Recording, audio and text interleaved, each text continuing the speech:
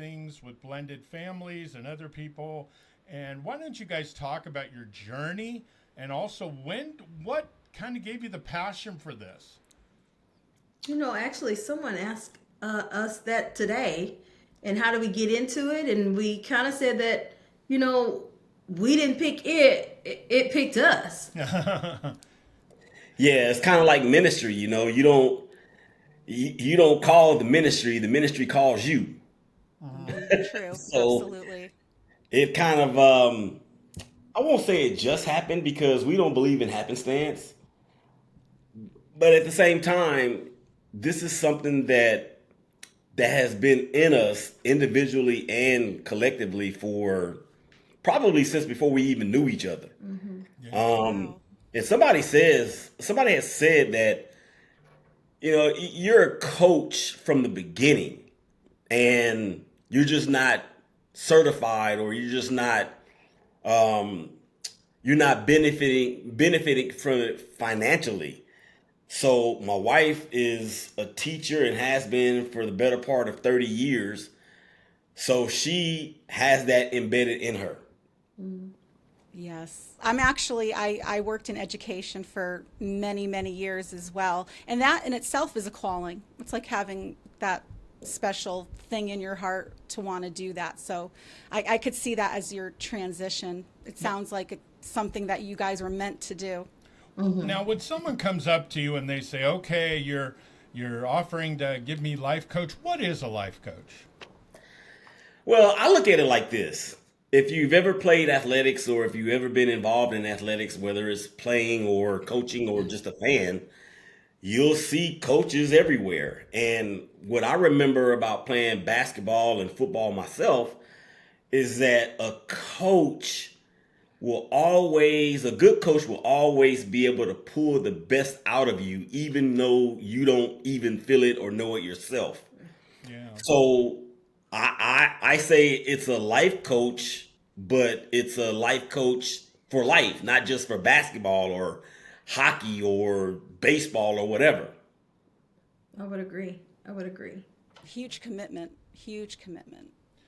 Now, Patrice, when you see someone and you just kind of, not that we know everything or anything, but when you see because of your experiences or the things that you've had to go through, when you see someone struggling, it must be just kind of like you want to go out and grab them and just say, let's have coffee or something, let's talk, because there are a lot of people that are really struggling with even the basic decisions in life, and it's not that they're bad people, it's just that it seems like a lot of people have kind of lost their way.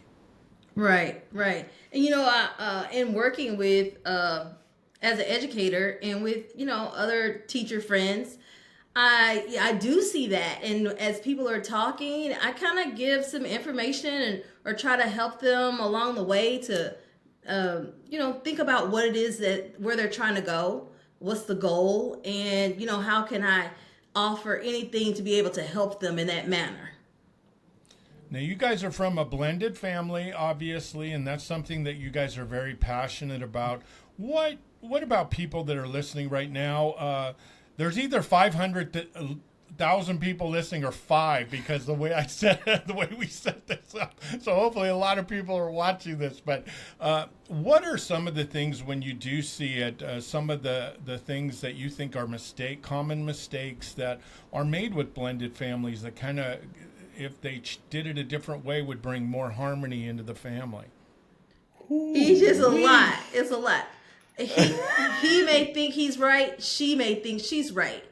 And the answer is they're both right, but they have to be right together.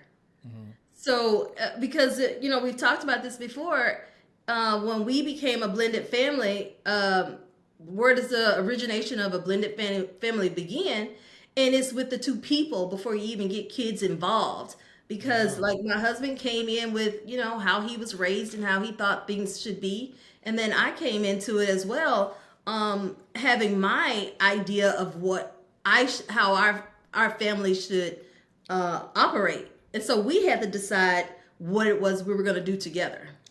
Yeah, and that's something that we got the revelation on one of our episodes when we were talking about As a matter of fact, the name of the or the series was "Where Does a Blended Family Originate?" And if you look at it from a biblical principle, the family originates when the husband and the wife come together. So we know that God the Father, God the Son, and God the Holy Spirit ordained the first marriage on earth with Adam and Eve. That's where the family start, or that's where the family began. The children are an addition or an extension to that. So even though, so the blended part comes in when, just like my wife said, she was raised a certain way, I was raised a certain way. My dad was the strong arm of the law. And my mom was the complete opposite, and it may have been different in her house. So guess what you're doing at that point when you have two people like us come together, or two people anywhere come together? You're blending those foundational, foundational objectives or foundational practices into one, and that's where the blended family starts. Yeah. And sometimes it can be explosive. Oh, I can imagine. I was just gonna say, because I grew up like I was a good kid, but I always was kind of in a little bit of trouble. I didn't get cops or anything, but I was very mischiefy, and I remember we used to tease each other and say, "You're going to get your 6 o'clock whoopings, man. If you don't, you better go home for your 6 o'clock whooping yeah, and that's what I think is hard. I'm an alpha male. And there's times where it's hard, but I need to shut up and I need to be quiet and I need to listen more. And it's hard to do. And someone asked me, how does your relationship go with Florence? And I said, I think I'm right all the time, but she's usually right. So that's how our thing goes. And when you kind of get that, you realize that, because I think I've had friends with blended families, and the troubles that they have, they didn't do what you did. They kind of mixed in the kids right with the relationship, and it just got crazy. And they didn't get a chance to breathe and to kind of build that foundation, and it just was a mess, and they ended up getting divorced. So Yeah. It's a sad situation. Yeah, and that's something else that we talked about too when it comes to the children. When is a good time to bring them into the fold? And both of us were very protective and careful with that because just because it seemed like the right thing to do. And it may be different for another couple. Some couples may say, you know what, we're going to bring the kids in after the third date. Well, we waited a good, 2 months? Maybe longer. Yeah, maybe longer. So it's just a matter of how the ingredients mix together. You want to bake this perfectly made cake, or you want to make this perfectly sculptured omelet. So you got to break all these eggs in the beginning. But It's not always easy. it's been guns and roses, man. Let me tell you. I'm sure it's been an adventure. I hear that from people. Now, when you see a family and they come, let's say someone comes and they say, I'm just struggling with this kind of stuff, or I'm struggling with anything. What are things that you look at when you first see people that you kind of do you look at them as a whole, just find out who they are, what's going on? How do you approach it? And we don't want you to give all your secrets away or anything, but how do you approach life coaching when you do see someone that is struggling? When someone's struggling, they'll let you know. People have a tendency to let you know what the struggle is, and they'll give you, the idea of what it is that's the problem, what they see as the problem, or what they may think their partner may see as the problem. And our job really is to listen. And so we're an ear to them, to listen and to and minus of another word, to let them get it out. Yeah, and I'll take it another step, because she says that some people will let you know what the problem is, but other people don't even know that they don't know what the problem is. They just know that there's a problem. They just know that there's something's off. There's a lot of combustibility in the relationship. Everybody in the home is on edge. People walking around on eggshells. And they may just say that and may not even know what the rest of it may be. So we kind of take it from there and kind of tailor a solution based practice On what we hear. on what we hear. But a lot of times, well, I shouldn't say a lot of times. There are times. Let me put it that way. There are times when people know exactly what it is, and they just may be at the end of their rope and may be ready to give up and quit. And then, at that point, we understand that it may be a heart thing or a mindset thing or a stinking thinking thing, or it may be like my wife said, or it may be like the opposite of what I said, or what she said, when they just don't know. They just know that there's a lot of turmoil. And so what that requires us to do is to ask a whole bunch of penetrating questions. Where were you on the night of? No, I'm just joking. I think the big thing about it, especially being a person like myself, is that you can't. It's hard because we have that personality. It's hard to be vulnerable. It's hard to be weak. It's hard to say, "I screwed up." I messed up, or I'm not handling this right. How do I handle it? And I think that to me would be a big obstacle with you, especially when someone would come in, a woman.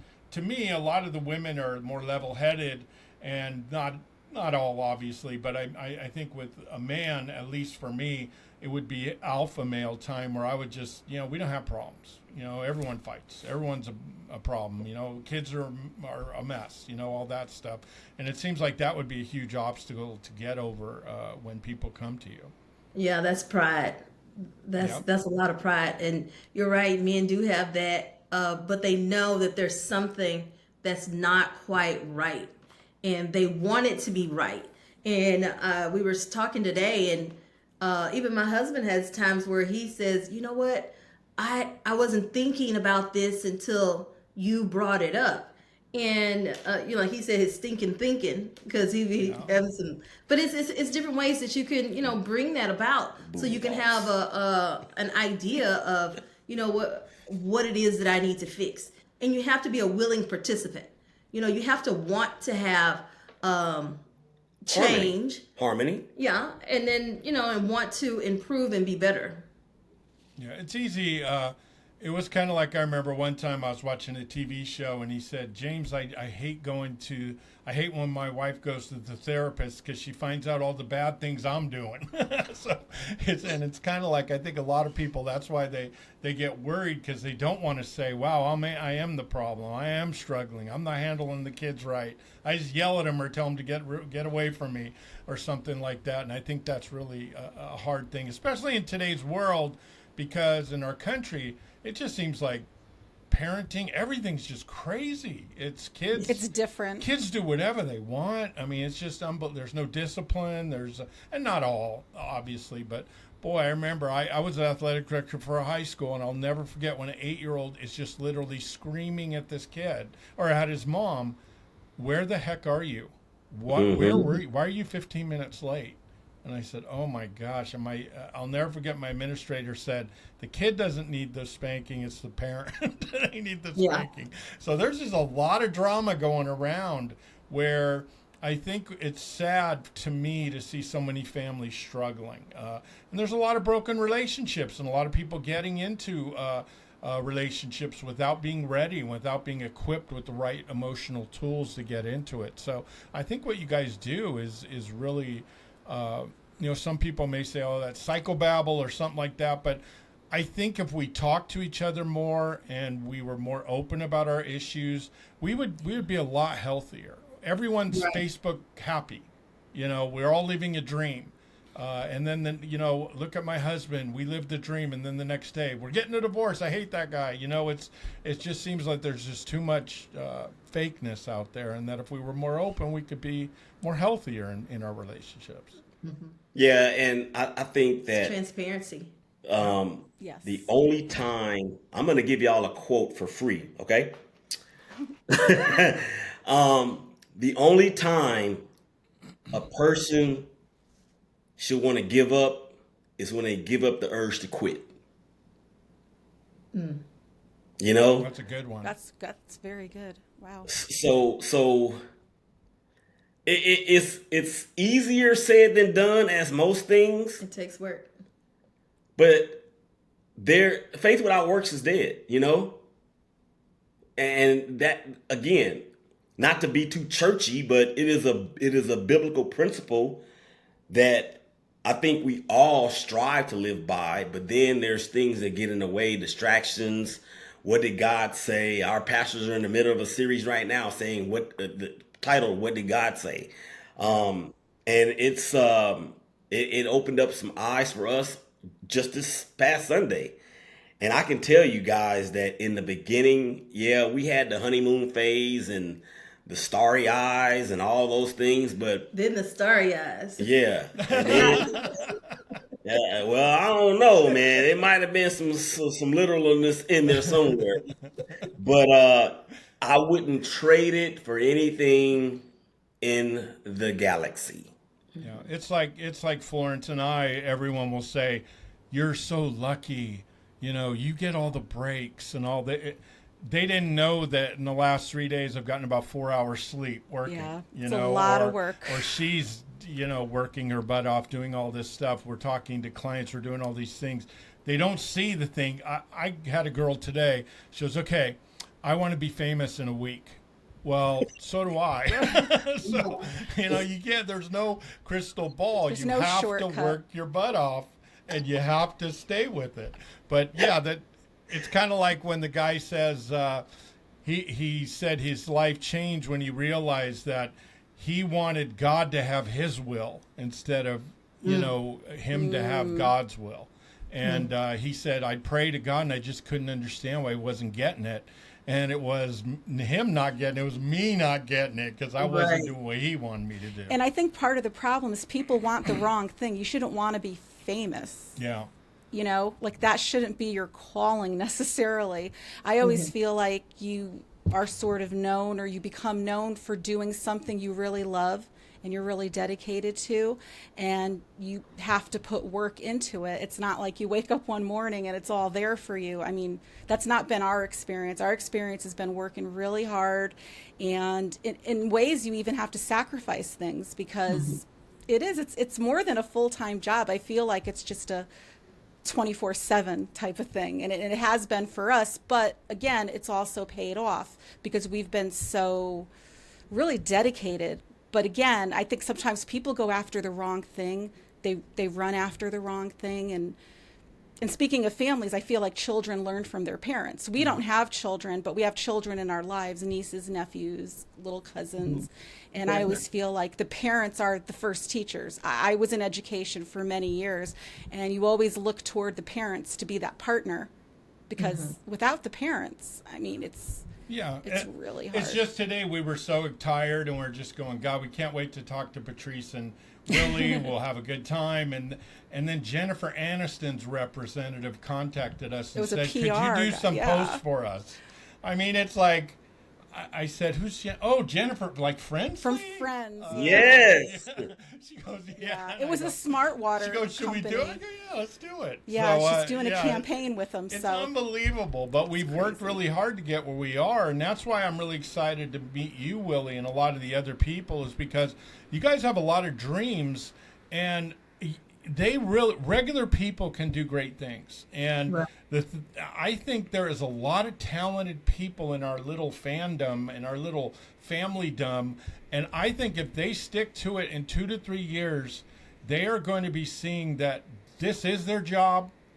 It's going to pay all their bills. They're going to be comfortable, and not rich and famous, but they'll be comfortable. And I really think a lot of us, we're okay. We have some talent and we're on the right track, but we just got to stick to it.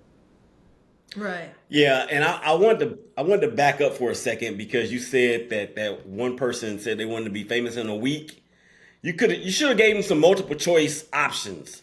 A, you can rob a bank. Yeah. B, you can attempt to overthrow the government. Yeah. Or C, all of the above. You forgot the work hard part. No, you can't, because working hard. Like that. They don't like the work hard. She also said she didn't want to leave her room. So I just said, wow. I said, I'll bring you pizza too. So it's just, I think people don't realize my father worked so hard, and yours, I'm sure, your parents and family. And it's just, it's the stuff you do behind the scenes. I've had a lot of success in life, but I've had a lot of failure too, where things didn't go well. And those were the times where there's hardly any friends and hardly any people. So that's why I always say, how do you know who your friends are? When you look up in your darkest time and you see everyone that you see, those are your friends. Those are your people. Right. A lot of valuable lessons in when you don't, when it doesn't really, work and out. I really do, Willie. I think you guys are very talented. I think you guys are on the right track. I always listen, and I always listen to people that are doing better than me and doing are more, have more numbers and are big and famous as much as they can. And I talk their ear off and I ask them, what'd you do here? What'd you feel here? How'd you overcome this? And they're so kind to tell us these. Barbara Corcoran on Shark Tank, and Mick Foley, you know, when he went through we interviewed him, and he was so out of it with CTE, he lost his phone.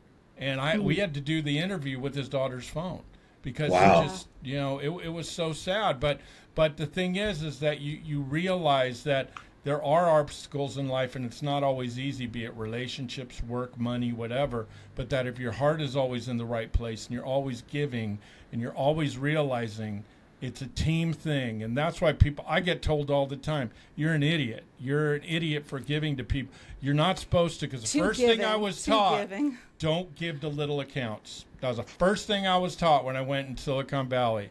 And I said, I'm doing the opposite. And they go, you're an idiot. You know, you're not, and people still call me that. I don't care. I'm a Raider fan, Oakland Raider fan from the old school. Yep. So we don't listen to people. We do what's right. But I think that's what's exciting. When did you, and I love your WNBA stuff. How is that? I told Florence, I've been raving about you all week. I said, Wonderful. Florence, he's taking something at the start and he's running with it. He's not waiting for someone to have it. I said, he's going to kill it. He's going to do great. What made you want to get into that? I mean, you're doing a great job. Well, thank you. And, how much time we got left? No, as but much as you want. It's alive. The long and short of it is basically, I believe, or shall I say, we believe in putting ourselves in front of the wave, not in behind the wave, not on top of the wave, but in front of it. And the WNBA and so many other industries their wave has not even began to crust yet or crest. So if you can put yourself in front of it, then whatever happens behind you is going to overwhelm you. There's going to be good times. There's going to be challenging times. There's going to be lucrative times. There's going to be times where you make bad investments. We've done that recently. And, but the thing for me though, is that it's competition. Yeah, I love competition. I want to be the best at everything I do, even though I'm far from it, or at least in my mind, I'm far from it. But it's the relentless pursuit of perfection. Shout out to Lexus. That's Lexus's, that's their slogan. But, yeah. And the women, I mean, women's athletics and sports in general for the ladies it's at a place that we've never seen it before, and it's only going to get bigger and bigger and bigger. We've been fortunate enough to be able to get credentials and get into these games, although for some reason we're not going to the game tonight. What happened? I don't know what happened. I need to fire somebody. But when we go to the games, it's because I've never seen anything like it. The people that's going and the ladies that's there, you see moms with their daughters, dads with their daughters, it's girls hanging out, you know, millennials, zillennials, all of them. It's a different feel inside the arena. It's like so much support for these ladies playing. I love it. And I can tell you guys, I've been credentialed to cover the Mavs, the Rangers, several high schools around the area, the Big 12 championship game I did a few years ago. I haven't seen anything like the WNBA. It's the energy. It is a different energy, and where the Wings play at the what's the name of it? College Park Arena on the campus of UTA. But when Caitlin Clark and the Fever come to town on the 27th, that game is going to be at the AAC downtown Dallas. Yeah. So they're expecting a minimum of 15,000 people there, and we're gonna be right there in the mix with everybody. That's fantastic. I've been a huge women's since I was a little kid. I was a huge Cheryl Miller fan, and she was the GOAT to me. She was amazing, and I was a UCLA guy. Went to UCLA for a short time. I hated USC, but I love Cheryl Miller. She was just her beating up her Hall of Fame brother, and on the court, she was amazing. And ever since then, I just became really obsessed. I got to meet Tara Vanderveer, who was the Hall of Fame head coach of Stanford, and she was she was one of the only coaches in history that the NBA wanted to have to coach the NBA. And but she refused. She wanted to still stay in the women's game, but she could have coached pros. So I really love what you're doing there.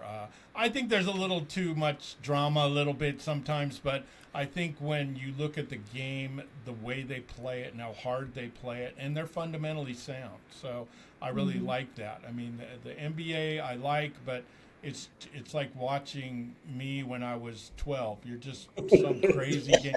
You four guys stand here. I'm going to shoot this crazy shot and hope it goes in, and that's the NBA. I like plays. I like things going on, fast breaks, stuff like that. And that's WNBA. That's what I love it. It's a fast-paced game. Got colorful courts. I like their courts, and they got great unis. So yeah, it's the Valkyries. I think they're called in the Golden State. They're getting to be a big thing. So. It's exciting. So now, all other sports that you're doing, Willie, man, you're on. Someone said he's on more than ESPN people. It's unbelievable. It's all more the than lives Stephen you're A. doing. Smith. We see you all the time. Amazing. Tell us about the team that you guys have, and then we're going to get a little bit into the Diddy trial, and you guys can take off if you don't want to hear all that. But no, we all in. Oh, good. Oh, good. Because I think that on your team, you have some really good people that you do, and you lost one of the great Raider fans too. That you guys are not.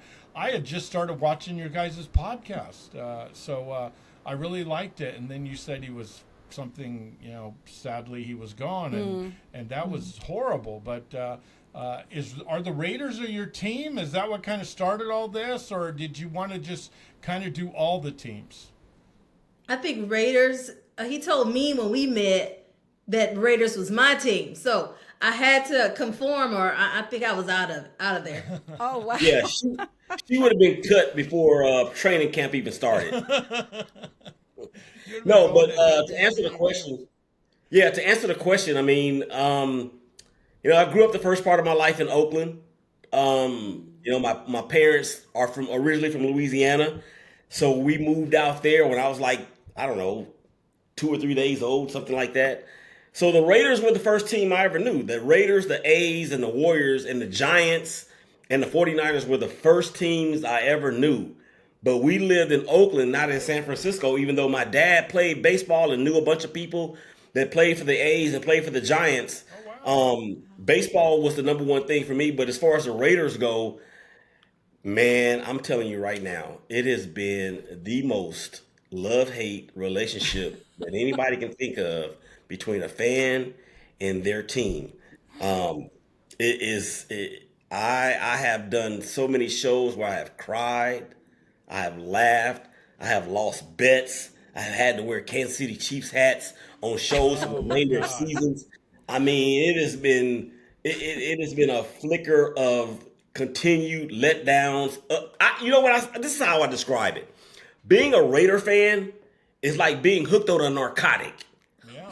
It is the narcotic that is the Oakland / Los Angeles / Oakland / Las Vegas Raiders. They get you real high, and then they get you real low.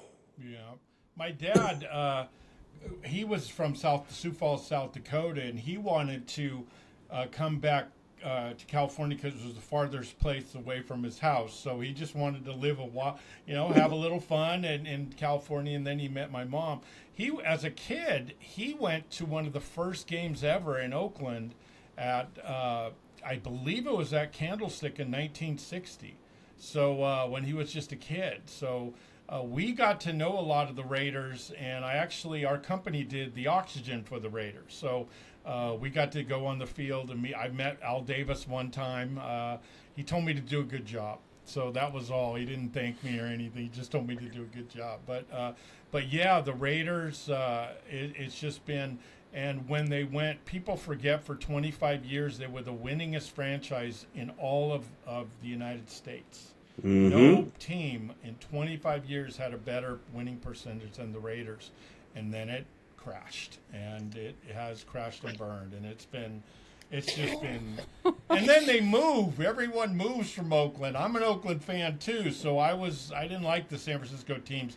All of our teams are gone, so it's such a sad time because I love Oakland so much. But gosh, what's a sad thing. But now Florence, boy, the Diddy trial. We've had to take a shower a couple times. Yeah, I was a Tupac West Coast guy, so I never liked Diddy even in the 90s. He made me, there's just something wrong with that. But boy, have you guys been watching this trial and the crazy things? What's hard is you can't really watch it because it's not televised. But I've been listening to podcasts who are giving play-by-plays because they have like somebody in the courtroom. Did you guys hear the Michael Jordan story? Oh, no. With Diddy? Oh, Florence, do you want to tell it? Well, apparently when he would do these freak-offs, they're called, they would all pretend they were a certain NBA player, and he would pretend he was Michael Jordan. I mean, the craziest stuff is coming out of this trial. I mean, every day they want a mistrial, and now there's a second juror they're looking at to replace because apparently they're texting or talking to other people, or Diddy's getting reprimanded for staring down jurors or making faces or whatever he's doing. And every day it's like, oh, is this going to be the day it's going to be a mistrial? But yeah, the not WNBA, the NBA thing I thought was one of the craziest things. Like he would pretend he was Michael Jordan. I don't know.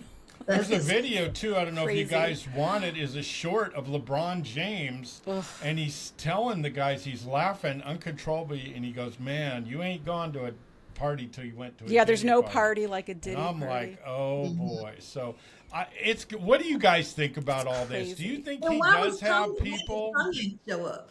Huh? Why did Kanye show up? That was the other thing. Yeah. Apparently he left on his own accord after about 10 minutes because they wouldn't let him in court. I think he was under the assumption that because he's Kanye West, that he'd be able to walk right in. But apparently they told him, you're going to have to go to the overflow room, which is basically if you're not immediate family or like press that's supposed to be there, they're not going to let you in. But Kanye thinking, well, I'm Kanye, they're just going to let me waltz in. And they said no. And I guess he was offended that he wasn't allowed to be in court with Diddy. So he left after like 10 minutes. And they said the reason he came to begin with was, I guess, a day or two prior, because I watch Nancy Grace all the time, and they had mentioned that they had talked about a rapper whose wife had a birthday in January. So they were sort of figuring out, well, is it Jay-Z and Beyonce? Well, no, Beyonce's birthday's in September. I know this because her and I share a birthday. Is it, so-and-so? Well, no, because their wife was born. Well, they figured out it was Kanye and his wife that were involved in whatever this thing was they were talking about. Not Kim Kardashian, the more recent wife that he has. So not Kim, Bianca. And her birthday, I guess, is in January, and they were figuring out that it was him. And I guess he knew that they were talking about him, and supposedly that's why he came. I don't know for sure, of course, but that's what they were saying. And again, he left immediately when he was told, well, you can't be in the courtroom, like you're not allowed to be there. And I guess he didn't like that. So it's crazy. I've been watching. Yeah, we know too much about Kanye. Probably the two most knowledgeable white people and about Diddy and Kanye in the world. Yeah. I've been watching Gene Deal, who was Biggie's bodyguard for literally 10 years. And I've been watching Keefe D's podcast for almost 15. These guys were explaining how they killed Tupac. They were explaining how Biggie got killed. When Biggie was killed, Gene Deal said he ran to the, right before the shooting, he ran to his SUV, and Diddy grabbed him and said, no, don't go there. And he goes, well, I'm going to protect him. He goes, if you do, you're fired. And Gene goes, what? So he walked away, and all of a sudden he hears gunshots, and he was shot. And he knew that they were set up. I heard that they had put there were I think 2 or 3 SUVs that were a similar year, make, and model. And I heard that they had put some sort of symbol on the SUV that Biggie was in, so they'll know which one to target. Yeah, I forget what it was off the top of my head, but yeah, that's what Gene Deal said. There was he something said they on knew, there. and he was going to stand on the side of the rail. And that's when Diddy went nuts and said, you leave them alone. You go there, I'll fire you right now. So he didn't. And then he was the one that tried to help when he got shot. He knew that this wasn't good because he was still alive, but he was talking, and Gene just knew this wasn't. In fact, when they went to the hospital, he just said, our brother's dead. And the guy goes, well, he's in surgery. And he goes, nope. He goes, I felt him. He's got no blood. He's done. So it was, and then with Tupac too, there was $1 million paid, supposedly, allegedly, paid for Tupac's death that I believe Keefe D was supposed to get, and some guy stole it. And he took the money. Keefe D never got the money for it. But this is why the FBI, everything's a joke, because they were telling where everyone was sitting when they killed Tupac. I mean, they were saying who shot, who was in. I was in the back seat. We were wearing this. It's unbelievable, and he's been saying this for 20 years. Gene Deal has been saying all these things for. Gene Deal said there was the thing that changed is he was in the. They were going to go off on a trip, and Biggie had his new contract that he was given by Puffy, and he looks. And Gene saw it and he started laughing. He goes, you're going to sign this? It was for $250,000. That's it. So he said, are you dumb enough to sign this? And Notorious B.I.G. started cracking up. He goes, no, I already have, I'm doing my own label. I'm going to take everybody with me. He goes, I'm going to take you with me. He goes, I'm going to make millions of dollars. I'm not doing this stupid thing. He gets killed 2 weeks later. Yeah. When I was in San Francisco, the last interview he ever did was in San Francisco radio, and I listened to it. I'll never forget it live. And he just kept saying, boy, I hope this gets squashed. I don't want to die. I don't want to get shot. I all this other stuff. We need to squash this stuff. And then he got killed. But Puffy begged him to go east or west, and even his mom told Notorious B.I.G., don't go. And he just said, it's no big deal. I'll be cool. And it's so sad. It's dirty. And Gene said, I'll never forget, he said, what killed Puffy was Diageo. Because they're supposed to have ties to bad people. They're supposed to be extremely powerful. You have to say allegedly. Allegedly. Everything, all this is allegedly. Yeah. Yes. So we've learned the hard way. You got to say allegedly. We don't want to get sued, but no. Yeah. And he said that was the deal. They called them racist, and they weren't paying him enough, and they paid him off and said you're done. And it's funny, within a month he's getting arrested, and his house is getting torn apart, and because and all the stuff that's coming out. Yeah, Gene Deal said if he wouldn't have done it, he may have stayed. He may have still, because Gene said he was an informant. Gene said, I even know where the FBI office was that he was going and informing on. He said that, so he's got to know junk. The thing is he going to spill it? And that's the big thing, because if he does, boy, he's in a rock and the hard place. He may still get killed in prison, but if he spills, if he talks on politicians and pastors and all these other people, he's a done deal. There's no Yeah, and I think that were talking about this earlier at the store, that not only he has spiritually killed so many people. Justin Bieber's song came So sad. on the deal while we were at the store, and I was like, "Is that Justin Bieber?" And Patrice says, Oh, "Yeah, so sad. so sad. Very He sad. is." And Very sad. I'm like, they need to give that dude the death penalty. He's not gonna get the death penalty. He's no, not. I think I just hope they do put him away. Like, I just hope that there's no mistrial, and I hope they don't find him not guilty. 'Cause I can't imagine listening to all this stuff and thinking he didn't do these things. Tupac Well- hated him a long time ago, and he said, "I don't mind, Biggie, everything. We were friends and everything, but there's something wrong about that guy. There's something saw that. wrong." And he was right. There's rumors, and it's probably true, that he was the one that set up Tupac when he got shot in going to their studio. Oh, Quad Studios in New York. Yeah. Allegedly. Then Allegedly. But then don't he know. did hit him up, after that. So I grew up on all that stuff. It was funny. We moved to the mean streets of Napa, and I think curfew was 5 p.m. So it was the whitest place at that time that I ever been, because I grew up in San Francisco.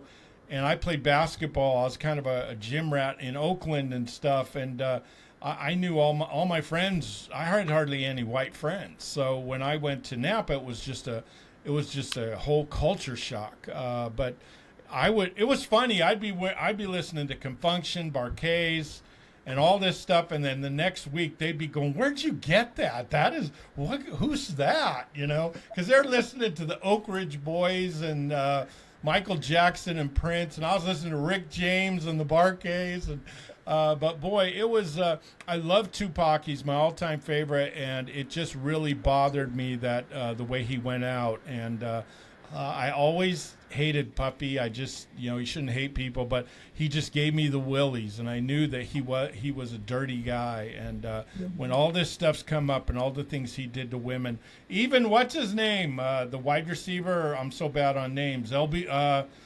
What's his name? Beckham. Odell Beckham Jr. Odell Odell Beckham. When they was caught in that party at the club with doing stuff with Bieber and Allegedly, and that was weird, and that poor kid. I think that's why Justin Bieber's He's suffering got dead so eyes. much. I mean, he looks. I feel he looks so bad dead. for him. His eyes are just dead. It's really Yeah. sad. But That- I and hope that's- some. Oh, go ahead. I was gonna say that's that.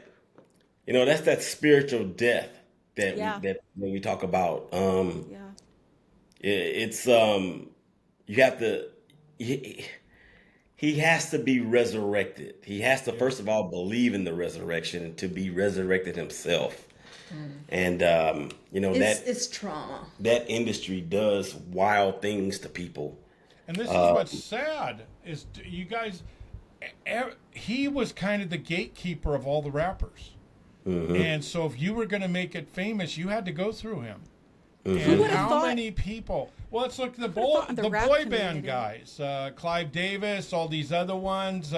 They even said there's rumors about what's his name from Motown and Berry Gordy, and Berry some Gordy. other people. And you're just thinking to yourself, "Wow, is it that dirty? Is it that pervy?" And even with Corey Haim and Corey Feldman, when they'd go to the parties and you looked around, there was no girls. And it was all young boys and directors and people. That's the whole It was Disney, really the Disney Channel as well. Yeah, it was really surprising to me that it was rappers. For some reason, I just never thought of that community. They always seem very macho and tough. But it was 5'2" rappers, though. They were all really little guys. I guess Wendy Williams was the one who originally years ago She had said it. She kind of tried to tell people that in the rap community, this was a very big thing. And I guess she got fired for it too. I guess Puffy got her Gene Deal allegedly fired from her radio Gene Deal show. was in the plane when he fired her. he called the networks and said, if she works another day for you, you're dead to me. And the next day she's fired. And look She what's tried happened. to warn people. Yeah, look what's happened to her. Yeah, so, that's sad too. It's a crazy world. That's what they do. I mean, they will do everything to discredit them, make them sound as though they're off their rocker. I mean, it happened with Dave Chappelle. It happened with Martin Lawrence. Yeah. It happened with so many other people, allegedly. And it's just. And Jamie Foxx, that's what he's saying. Yeah, Jamie Foxx too, more recently. Oh, and when I was younger, we did a little bit of acting in Napa. They did a lot of movie shows over there. They actually used it was a weird lifestyle in Napa, but they actually closed the schools for us so we could do the sound effects for the Apocalypse Now. So we did all the marching sounds and the yelling and all that, and they fed us pizza, and we just got to take a day off school, so we loved it. But I met some of these famous people, and their lifestyle and the way they were, it was just bizarre. I mean, they just lived in a weird world of just, they have whatever they want, they do whatever they want. There's no fear of getting caught or whatever. And it was really intimidating because you knew they would get away with it, and there was nothing you could really do. So that's sad. It's very sad. You got to hope God, a little karma and a little justice, and that's what you got to hope for. But it's sad. I hope there's no suicides and no problems with people that have been so hurt and harmed by this guy. But it's interesting and all that stuff. But it's hard still, to listen it's hard to. It is hard to listen to. I'm not gonna lie. He's such a slime ball, and he did so many disgusting things. Vince McMahon. I mean, look at him and all his garbage. He couldn't pay health care for the wrestlers because he couldn't afford it, but he's paying $20 million to women that he's sexually harassed and messed with. I mean, it's just, there's, I call out a lot of that slime stuff. balls, like you said. No, slime balls, it's just, you treat Spiritual women so wickedness in poorly. high places. Yeah. They think they're gods. They think they're untouchable. And untouchable. So, what was that one movie I forget with one of the Baldwins, and it said, "When I'm in there operating, I am God." That's what he said. Ooh. He was a surgeon. So I think it was Alec, wasn't it? Maybe. Alec Baldwin. I think it was called The Surgeon or something like that. He's the dad, right? But, no. Alec's the dad, right? Alec Baldwin's the oldest Baldwin brother, and then there's Billy Baldwin. There's a few Baldwins. Alex, that's the guy that shot the Helena Hutchins in the movie. During the movie. Yeah, during he's the the movie. actor. Yeah. We interviewed Billy Baldwin, actually. We interviewed the brother. Yeah, we interviewed his brother. But Alec was the one that accidentally shot the lady, the camera woman of the movie. That's the older brother. He's always on Saturday Night Live, too, as well. He does a Trump impression. That he's known for too. But boy, here's another movie. You shoot someone in a movie and you just go on with your life. It's business as usual. It just blows me away. It's hard to watch all this stuff. But that's why I think we're in the mean streets of the podcasting world, and we stay in our lane and we just kind of do our thing. And what's next for you guys now for your podcasting? I know are you gonna do more stuff on the WNBA I for hope the podcasting? Because that would be kind of cool to get a couple players. Yeah. Since this is the first year, just kind of feeling our way around, we actually have done stuff with super fans at the game, live at the game. So as far as the WNBA goes, I mean, I think the next thing for us is that we're going to try to get into, all we have to do is just to get into the post-game interviews and the post-game pressers and stuff, because I can take any of those sound bites and just throw them into my show. And, I already have a segment called the Wings Minute on the weekend. So we're just going to keep on climbing the stairs. Yeah, I've been watching. I think what I like about it, too, is it's real raw. You're there. It's not, you don't got sometimes you even look kind of sweaty and you've been working hard and you look great. And it's just, Allegedly. I love that stuff, man. I've listened to a lot I binge watch your stuff because I love those Yes. reports, and it makes me want to be more involved in it. And it's not my thing, so I'm never really going to do it, but I love you doing it because I love kind of supporting that and getting that, because it's just an exciting time for women in sports. With it all is. that's going on. We'll do it so you don't have to. Yeah, I that's didn't perfect. want to say that, That's but perfect. yeah, and I enjoy the coverage. But you know what I wanted to talk to you about before we leave is a couple of your partners, Willie, that you do podcasting with. And God, I'm so bad on names. Could you talk about them, because I really like them? The blonde lady, and God, her name, I'm seeing her face right now, and Oh, yeah, Anna. and I really like her. She's good. Yeah. Yeah, knowledgeable. she actually came aboard right at the beginning of baseball season because she's a Twins fan. She lives in Minneapolis. She actually hosts a bunch of Twitter spaces, Yeah. and I had put out quote unquote an ad saying, "Hey, does anybody know anybody out there that wants to talk baseball?" So somebody else, as a matter of fact, it was one of the people y'all said to watch out for that led me to Anna. Let's not name her. I'm not gonna do that. I'm not gonna do it. She'll But it was stalk one of those. us. It was one of those people that did that, and it has been a blast. She knows her stuff. She's passionate. She's funny. She has everything that it takes to be really, really good in this industry, and she has been one of the real reasons why the hashtag Brothers of Baseball show is on its way to the fourth consecutive month of being the most listened to show on the BGC Sports Network. Wow. Yeah, I like her. I think she's a breath of fresh air. She has good knowledge. She knows her stuff. And she has a nice delivery, too. So I really... and there's another gentleman you do it with. I did watch the Raiders podcast you did. Gosh, I'm so sad he's gone because I really liked it. Yeah. And I Yeah. thought it had mega... sad. I thought that was going to be big. But who was the other person that you've been doing podcasting with? Well, I have Mike Fuji, who's also on the baseball show. He is the Rocky Balboa because he's from Philly and he sounds just like Rocky. Yeah. And then during football season, we have like 4 or 5 other contributors.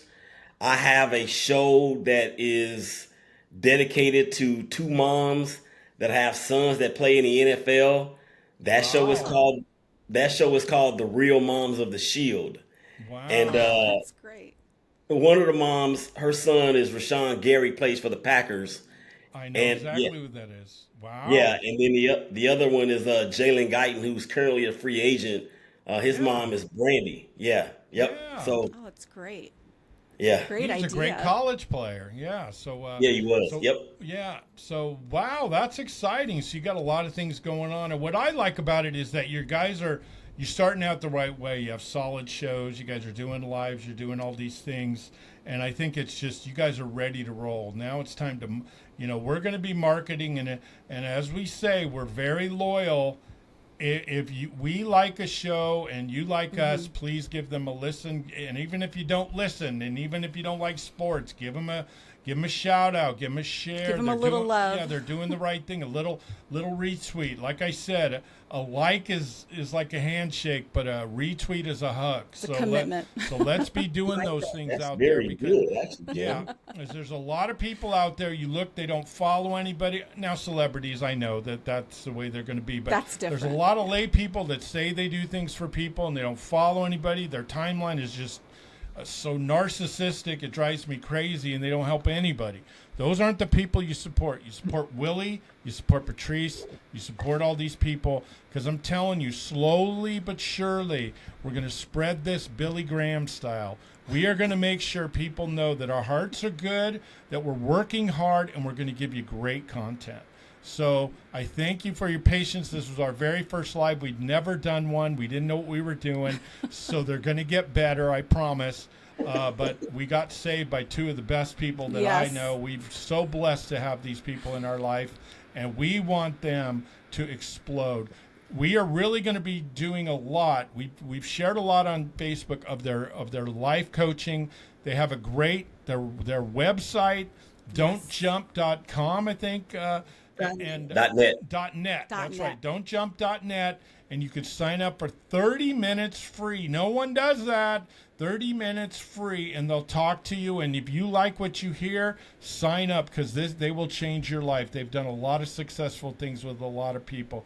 Thank you guys for sharing our first live. Yeah, You were the thank first people you. that we talked about, and we are so blessed to have you in our lives. Thank you so much. Thank you guys so Well, much too. Yeah, we feel the exact same way. So here's to us reaching the top of the ladder at the same time. That's right. Together, yes. And we'll be drinking Yeah. Cristal one day and saying, remember us when. So in Mexico. Wait a minute. We already discussed it. I said, Patrice, who's going to play you in the movie? I forgot who I said. Oh, he said he was gonna play. I'm going to be Tate. Lorenz Tate's going to play me in the movie. Oh, and I was gonna be yeah. Mia Long. Me along, yeah. Very nice. Nia I love Long. that. Me too. So that's a good pick. That's perfect. So Yeah, so but who's like gonna I play said, you in the movie? We're not in the movie thing. We're into commercials and all that other stuff. We did get asked again to be on TMZ Live. but They we did turned them invite us down. again. We've been on so many times Yeah, that just- we had to really think we about didn't want it. people to think we were, Like it was being- getting to be a lot. yeah, but but- we love doing it, and they were wonderful to us, and we've done so many episodes. But when they asked us this last time, they asked us for this month. There was just so much they had going a lot of on. things they wanted us to do too, and we just didn't feel comfortable It with was just it. too. It was getting to be. Yeah, it was just a lot. But it was. Yes. Send us to them. Okay. Send us to them. We will. Send us we to will. them. We will. But like I said, it's been fun, and thanks to all of our people, our celebrities, all the people that support all of us. We thank you Yeah. all. Amy Trask, Mike Salt Detillier. of the Earth, we love them so We love much. them Mike both. Detillier, Yes. Christine Lisi, she's Brian wonderful. Clark, famous WWE, WCW Wrath. Wonderful interview we and did with Adam him. Baum, what a great, beat the heck out of Yeah. Undertaker. Who else can say that? Yeah. So So many wonderful. Emmett Mick Smith. Foley. So many wonderful people. Steve We Saripa. interviewed. We yeah. are going to release a lot of our old tapes, old ones we did a few years when ago. we were doing just audio before video. And We I have think amazing you guys, ones. I think you guys will like us. Really but good ones. it's hard to market, and that's to me is the hardest part. And you guys may, because I don't want to sound arrogant, or I don't want to sound look what we did. But but you do have to do it. But to me, that's the hardest part of all of this. Just It's a lot of work marketing. I mean, I love doing it. I like but the it's work. I just so don't. many hours. It sounds like you're bragging, though. It sounds yeah, like you got to be careful. But see, there's Yeah, a happy gotta be medium to it. careful. But we are so blessed. We're so lucky. So our first live is Yeah. out. We raise our cups Yes. to all of our friends and all of our fans and all the people that listen to us. Yeah, Thank you so so much for the support. And take care. All right.